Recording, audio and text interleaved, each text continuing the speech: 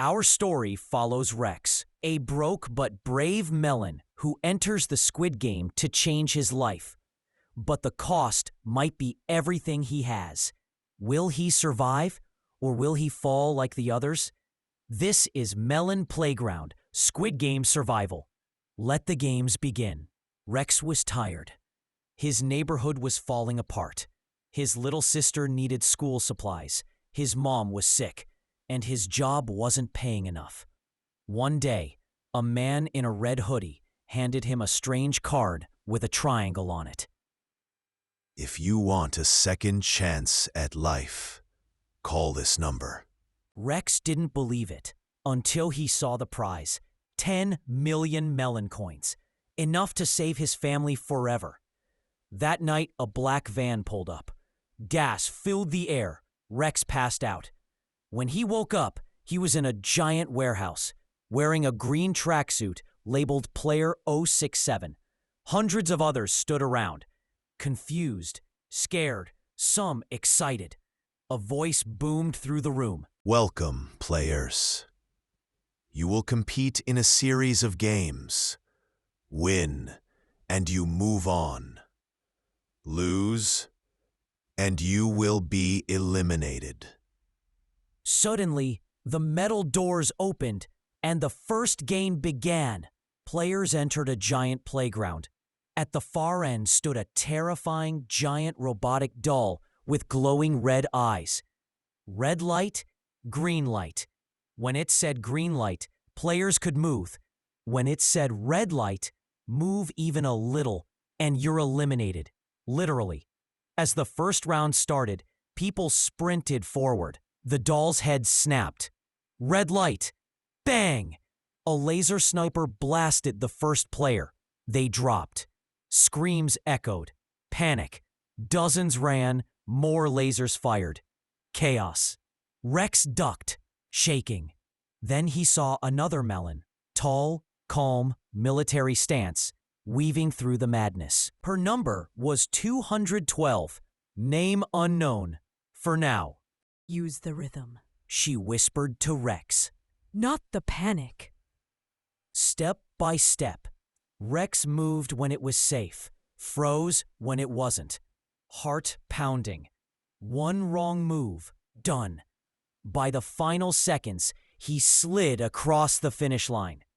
Only 198 players made it through. The rest? The arena fell silent. Rex realized this wasn't just a game. This was survival. Back in the dorm, the remaining players were fed simple food, a boiled egg and water. Whispers filled the room. Did you see that guy who got shot in the leg? They're using real bullets. This is insane. Rex sat quietly until 212 approached him. I'm Juno, she said. Rex nodded. Rex, thanks for the help. Soon, a small group formed. Juno, 212, ex-soldier. Calm, tough. Lana, 109, silent but observant. Something in her eyes said genius. Bricks, 301, huge. Kind-hearted but emotional. Nova, 006, trickster. Funny, fast, but something felt off. They agreed to stick together. We help each other. We win together, said Rex. But not everyone liked that idea. One player, 214, stood in the shadows, watching them closely. The lights flickered on. The players, just 43 left, were led into a dark, circular arena. The walls were tall and metal. No doors, no windows. Just tension in the air. Suddenly, the intercom buzzed. Game 3. Pass the bomb. One of you will be randomly chosen to carry a bomb. You can only transfer it by touching another player. When the timer ends, the player holding the bomb is eliminated. Survive the round. That is all. A countdown appeared. 5 minutes. Then, beep! A loud beep came from the middle of the arena. Everyone turned. Nova stood there, frozen. Strapped to her chest was a blinking red bomb. No, no, no. She screamed. Help! Bricks backed up. Don't come near me. Nova ran forward, trying to tag anyone. Most players scattered like ants. Lana dove behind a crate.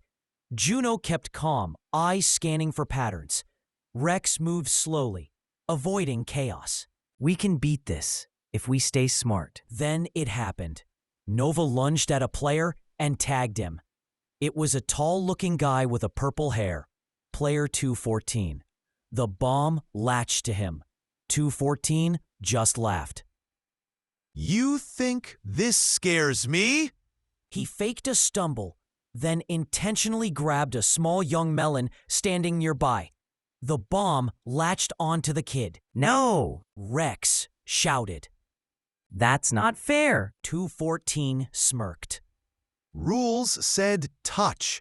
That's all. Bricks jumped in, knocking the kid away and taking the bomb himself. Everyone gasped. Bricks, no! Rex ran toward him. Bricks sprinted in circles, trying not to get close to anyone. But 214 was watching, waiting. As Bricks passed by, 214 tripped him. The bomb flew off and hit Juno's leg. Run! She shouted, but she wasn't done. She faked a stumble, turned quickly, and slapped the bomb onto 214. You want chaos? Take it back! 214's eyes widened. No, wait. Ah! The crowd stepped away. 10 seconds left. Rex, Juno, Lana, Bricks, and a few others backed off. 3, 2, 1. Boom. Smoke. When it cleared, 214 was gone. The rest stood in silence. Lana whispered. He is gone. Rex nodded. This game just turned real. A voice came over the speakers. Game complete. Return to the dorms. Rest well. The next challenge is personal. The lights shut off, and in the shadows, someone else was missing. That night, the dorm was colder. No one spoke much. Juno whispered to Rex. Tomorrow's game. It's going to break us. Rex asked, "How do you know?" She stared at the wall. Because the next game is about betrayal. Suddenly, the heavy metal door creaked open. Everyone froze. 2 masked guards stepped in, dragging a half-conscious figure across the floor. It was Nova. Alive! Her arm was bleeding, clothes torn, eyes wide with fear. She collapsed near Rex and gasped. There's a traitor in your group. Everyone looked at each other. Then, blackout. And that's the end of part 1 of our Melon Playground Squid Game story. Nova's back, and she says there's a traitor in the group. Things are about to get crazy in part 2. If you want to see what happens next, make sure to subscribe. It really motivates me to make more awesome videos for you all. And tell me in the comments, who do you think the traitor is? Rex, Juno, Bricks, or someone else? I'll be reading your guesses. See you in part 2, Legends.